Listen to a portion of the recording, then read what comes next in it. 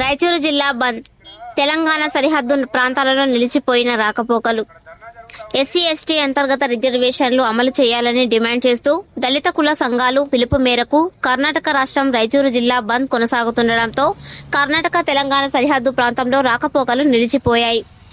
నారాయణపేట జిల్లా మక్తల్ నియోజకవర్గంలో కర్ణాటక తెలంగాణ రాష్ట్ర సరిహద్దు ప్రాంతమైన కృష్ణ మండలం టైరోడ్డు వద్ద కర్ణాటక రాష్ట్రం రాయచూరు జిల్లా బంద్ కొనసాగుతుండటంతో మక్తల్ సిఐ రామ్లాల్ రాథోడ్, ఎస్ఐలు నవీద్, భాగ్యలక్ష్మిరెడ్డి, రేవతితో పాటు కర్ణాటక రాష్ట్రం శక్తినగర్ ఎస్ఐ నారాయణతో కలిసి కర్ణాటక తెలంగాణ పోలీస్ సిబ్బందితో 127వ జాతీయ రహదారిపై బారికేడ్లు ఏర్పాటు చేసి తెల్లవారుజాము నుండి తెలంగాణ నుండి కర్ణాటకకు వెళ్లే వాహనాలను నిలిపివేశారు.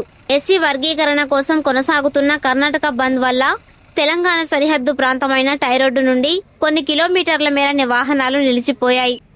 వాహనాల రాకపోకలు నిలిపివేయడంతో ప్రయాణికులు, వాహనదారులు తీవ్ర ఇబ్బందులు ఎదుర్కొంటున్నారు.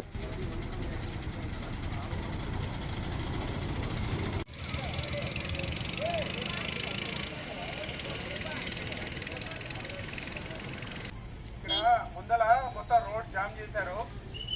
అక్కడ ధర్నా జరుగుతూ ఉంది. ఈ రూట్లో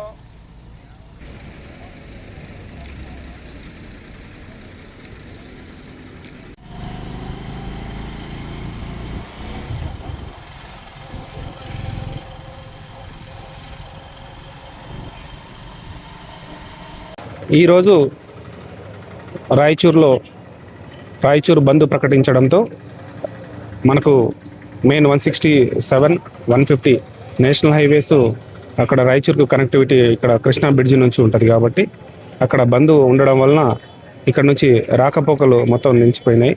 కాబట్టి ఈ రూట్లో వచ్చే మెయిన్ వెహికల్స్ ఏవైతే ఉన్నాయో వేరే ఆల్టర్నేట్ రూట్ తీసుకోవాల్సిందిగా నేను ప్రజలకు విజ్ఞప్తి చేస్తూ ఉన్నాను.